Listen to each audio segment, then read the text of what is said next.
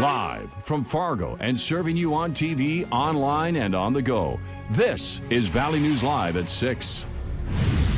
My brother sent me pictures of it, and he crossed this bridge at 6:30 last night, and it was cracked. So they called it in and got it closed. And from my understanding, it went out at 7:30 last night. So he was like an hour from it collapsing when he crossed it. Flooding in Norman County, Minnesota has shut down several roads, and near Ada, an ice jam caused that bridge to collapse. Valley News Team's Rose Itzkovitz was at the bridge and has details of those affected and when repairs are expected.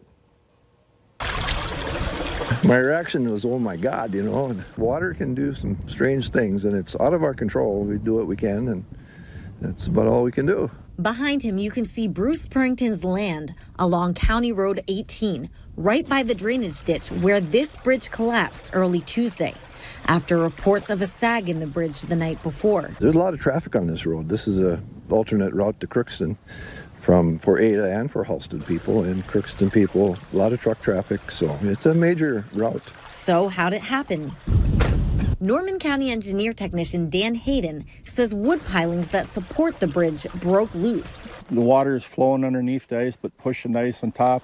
And behind me, you can see all of this ice here was once on the drainage ditch, and the current caused it to push into the bridge. And that's what created the pressure on the wood piling, and then eventually that pressure made the wood piling break, and that's how this bridge collapsed. Meanwhile, throughout Norman County, emergency management telling us there's too many road closures to count. And Purrington, who raises sugar beets, says he'll still need to get to the other side. We've got some land we farm on the other side of this bridge, so we're going to have to go around. It's just going to be a few extra miles and more time. Officials say this bridge was built in the 60s, and rebuilding could take several months. In Norman County, Rose Itzkovitz, Valley News Live. And officials also say they won't be able to tell exactly what's been damaged on the bridge until the water goes down. A study is expected to decide whether to repair the bridge or rebuild it. A heads up for drivers commuting between Grand Forks and East Grand Forks. Point Bridge has been closed on Minnesota Avenue due to rising floodwaters. The Kennedy Bridge on Gateway Drive remains open. Stay tuned. We'll keep you posted on the changing traffic patterns on Gateway Drive caused by increased traffic.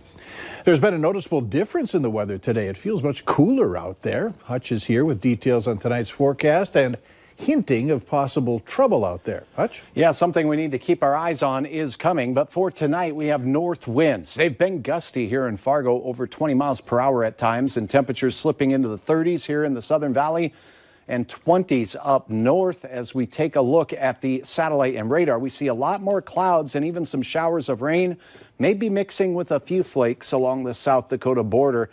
This trend will continue. A storm system that we're keeping our eyes on is just now developing in the Central Rockies. It will work its way into the plains tomorrow.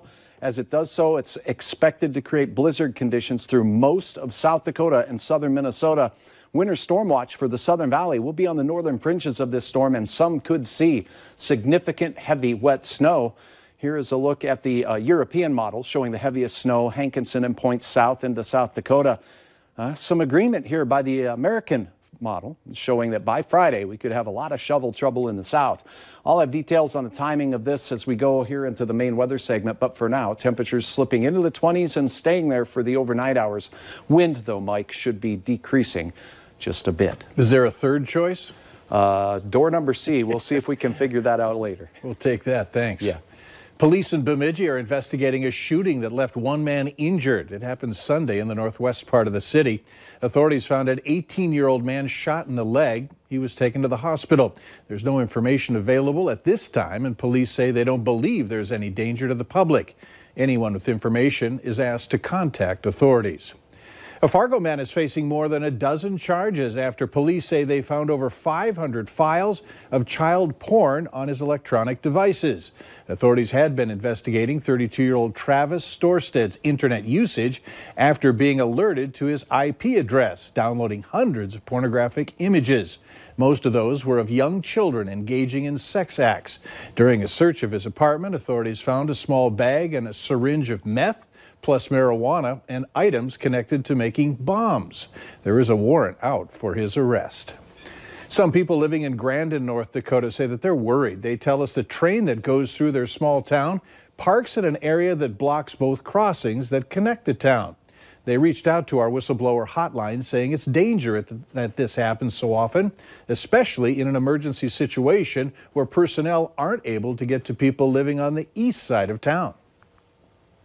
The people that live on the eastern part of the tracks, we feel worried as far as fire, emergency services, and things like that. BNSF is urging residents to call their 800 number in case of an emergency so their crews can disconnect rail cars and open up the crossings. They also said that they're going to work to reduce the time that these two crossings are occupied. And if you need help dealing with an issue in your community, here's some advice. Call our whistleblower hotline. The phone number's on your screen, 701-237-6576. Call that number and leave your tip. A member of our investigative team will get on the case and go to work to expose the truth. There was a sea of flowers and signs of support from across the community at the memorial today for the murder victims in Mandan. People came to honor Robert Faulkner, Bill and Lois Cobb, and Adam Fuhr at Bismarck Community Church. Jackie Faulkner, Robert's wife, says there were hundreds of familiar faces in the crowd, only proving the impact that the four victims had on the community. Through the tragedy, loved ones still are trying to piece together why this happened. Meanwhile, the man charged with killing all four at RJR Management, that's 44-year-old Chad Isaac. He's a Washburn chiropractor. He lived on property managed by RJR. Still unknown tonight, the reason behind the murders. A raise for Fargo Schools' new superintendent is on the table tonight. During tonight's school board meeting, members are being asked to consider a $10,000 salary increase for Superintendent Rupak Gandhi. The raise would bring his salary to $210,000. That's for the next school year. The board is also being asked to prorate the raise for the rest of the school year. The salary increase is being discussed now because the superintendent graduates from his doctorate program next month. Lawmakers in Washington, D.C. picked up spatulas today to see who was a better cook. The Minnesota Hot Dish competition aims to find which one can come up with the most creative and delicious Minnesota-style casserole. Normally on opposite sides of the aisle, Republican Representative Jim Hagedorn stood side by side with Democratic Senator Tina Smith. Hagedorn used this friendly competition to put his pork-heavy district on display. We're really excited to be here and to let people know about what Southern Minnesota is all about. It does remind everybody back home that we don't spend all of our time arguing with each other. We actually have a really good time together. The judges chose Congresswoman Betty McCollum's dish as the winner, but when it comes to hot dish, isn't everyone a winner?